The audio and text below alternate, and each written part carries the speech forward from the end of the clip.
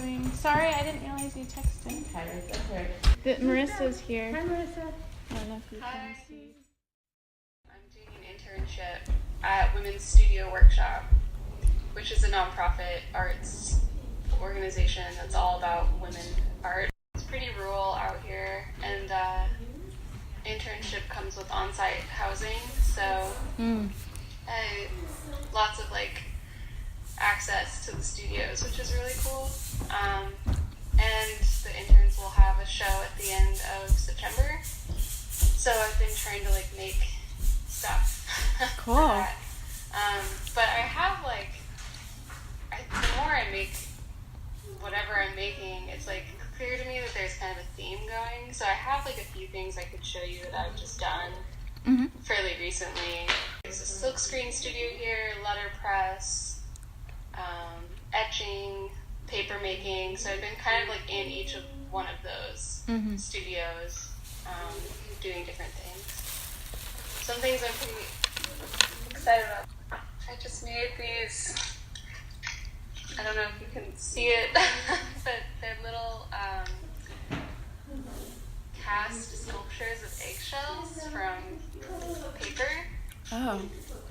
They're kind of, Whoa, they're really I just delicate. tried it for the first time and they're dried today. So those I've been working on. Wow. Yeah, like just a bunch of random stuff and doing like wire sculptures like these too. Oh, wow. Ooh. Let's see. Yeah, I've got a few of these. They're all kind of like somewhat like female egg related. Which I think they're funny, you know. Ooh. They're kind of humorous to me, but they're these like They're kind of like fun and silly, but they're also like very minimalist and kind of like they're very sophisticated. They kind of feel like drawings, like 3D drawings. A lot of them are based off of drawing. I have some prints too. This is just like rapid fire stuff I've been making. It's like another. Oh, wow. What kind of printmaking is that? This is screen printing. I was working with drawings. So it comes from a line drawing that I had done, and then I exposed it onto the screen and then did it that way. Oh, okay. I did bring some paintings that I started making early on, like shortly after Sabrina was born. I brought a bunch of small paintings that I worked on because I know I want to take those in a new direction. I know they're important to my trajectory, but I don't know exactly what yet. These are from shortly after the birth. Oh. So they're based on like memories from the pregnancy, the birth, and also like early baby time, infancy, newborn stuff. One thing that's happened to my process, I think, in having a kid is it definitely made it very clear to me what my process was. I mean, I already kind of knew what my process was about, but I think that the experience sort of like crystallized or clarified for me what I was doing, which is making work directly from a place that's both like visceral and psychological, and finding that space in the middle, like where those two forms of knowing and experiencing connect. And it has to be partially abstract, but it also has to refer to real stuff.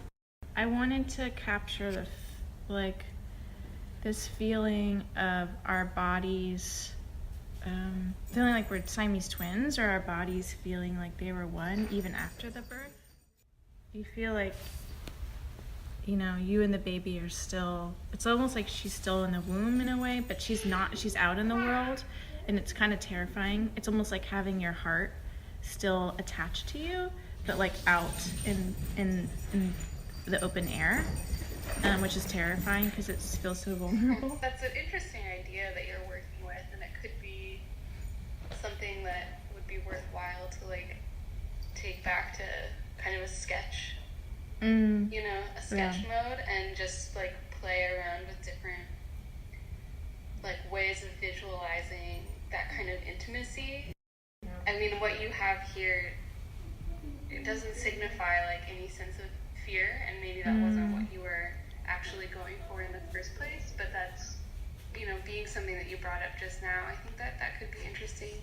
And I think it's like how you've approached this one too, with being like really zoomed in, but also somewhat abstract in the rest of it, and having only like the key focus of like nipple and mouth, and the rest like kind of blurring together. I think is getting at that sense that you were speaking about as like being separate but still connected, in terms of like, to me that line of the list really shows the divide pretty clearly, but the rest of it is like so amorphous, and just kind of like the color bleeding in and out is different, you know. That's interesting. Showing something else.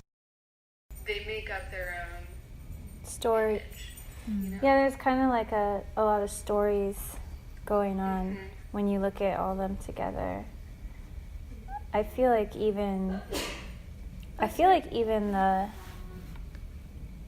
you could make like a book, like a picture book of all these in some sort of order. There's a lot of like implied like cause and effect in time, and sequence. And I wonder what all the possibilities for that are. Did you lay them out in any particular way?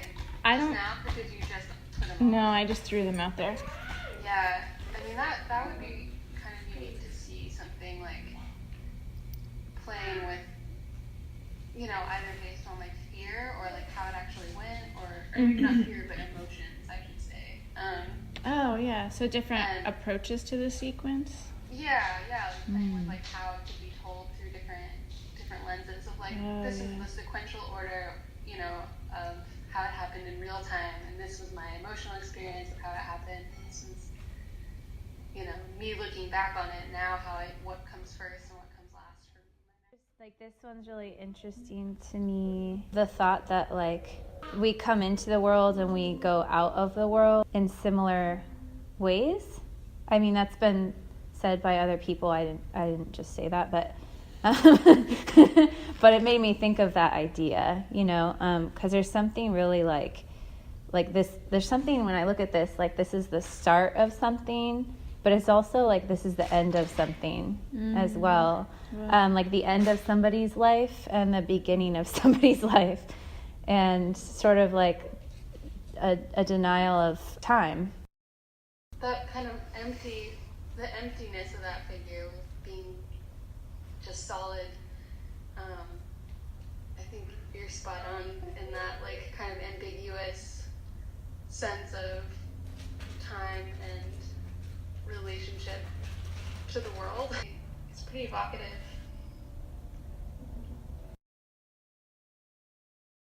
Yeah, I feel like we're all I feel like there's a like common theme for all of us. There's like all these unknowns, and which can be like super exciting, but also really scary. I feel good right now about having time to kind of know that I'll have, you know, like I don't have to figure things out right away. Where I'm just like, it's okay. Like I have a few months still to kind of just be like only here and only think about being here. I kind of realized I was relying on my day job and using it as an excuse to not promote my art and to not sell it, and to not try harder, because I'd be like, oh, well, I don't need the money because I have a day job. Kind of, it sounds like you're putting a little bit of risk out there in order to like push yourself to, maybe not push yourself, but to incentivize like making your work a priority. It is scary, but I also feel like it's necessary. It's funny because before the birth, we were like, it'll kind of be like a crazy acid trip, except nobody's going to be on drugs. But it kind of is. It really is, because like you're stuck in it. There's no getting out. I mean, unless you decide to take drugs, like, you know, painkillers or whatever. And it is so mind altering.